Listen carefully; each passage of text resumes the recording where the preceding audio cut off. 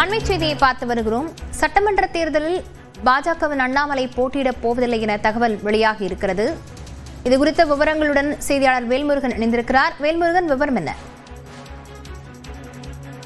காயத்ரி, தொடர்ச்சியாக தற்போது பாஜகவினுடைய வேட்பாளர் பட்டியல் இன்னும் ஓரிரு நாட்கள்ல இறுதி செய்யப்பட இருக்கிறது. இந்த நிலையில பாஜகவினுடைய மூத்த தலைவர்கள் பல்வேறு தொகுதிகளில் போட்டியிடக்கூடிய வகையில அதற்கான பணிகள் என்பது ஒருபுறம் நடைபெற்று இருக்கிறது. இந்த நிலையில் சிங்காநல்லூர் தொகுதியில, அதாவது கோயம்புத்தூர் சிங்காநல்லூர் தொகுதியில அல்லது கவுண்டம்பாளையம் தொகுதியில பாஜகவினுடைய முன்னாள் தலைவர் அண்ணாமலை போட்டியிடுவார் என்று எதிர்பார்க்கப்பட்ட நிலையில நேற்றைய தினத்துல பியூஷ் கோயல் அவர்களை நேரடியாக பாஜகவினுடைய முன்னாள் தலைவர் அண்ணாமலை சந்தித்திருந்தார்.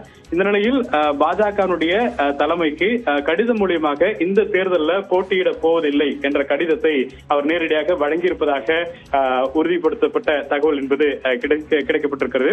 குறிப்பாக ஏற்கனவே அவருக்கு தொகுதி பொறுப்பாளர்கள் பதவி என்பது கொடுக்கப்பட்ட பொழுது அந்த பொறுப்பு அவர் குறிப்பாக தந்தையினுடைய உடல்நிலை காரணமாக அதை செய்ய முடியாத சூழல் இருப்பதாக தெரிவித்திருந்தார். இந்த நிலையில சட்டமன்ற தேர்தலில் போட்டியிடுவீர்களா என்ற கேள்வி அப்படிங்கிறது பல முறை கேட்கப்பட்டதிலும் கூட நேற்றைய தினத்தில் கூட தொண்டனாக என்னுடைய கடமை செய்ய போகிறேன் என்று அவர் தெரிவித்திருந்தார். இந்த நிலையில அவருக்கு பல்வேறு பிரச்சார பயணங்கள் அப்படிங்கிறது இருக்கும் என்று பாஜகவினுடைய மூத்த நிர்வாகிகள் தெரிவிக்கிறார்கள்.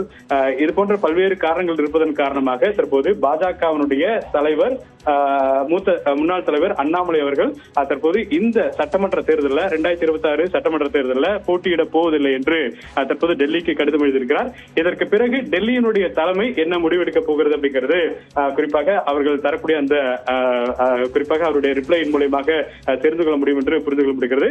குறிப்பாக இந்த அண்ணாமலையை பொறுத்தளவிற்கு தற்போது நேரடியாகவே சட்டமன்ற தேர்தலில் போட்டியிட போவதில்லை என்ற அந்த உறுதிப்படுத்தப்பட்ட தகவல் அப்படிங்கிறது நியூஸ் 18க்கு பிரத்யேகமாக கிடைத்திருக்கிறது. காயத்ரி, விவரங்களுக்கு நன்றி வேல்முருகன்.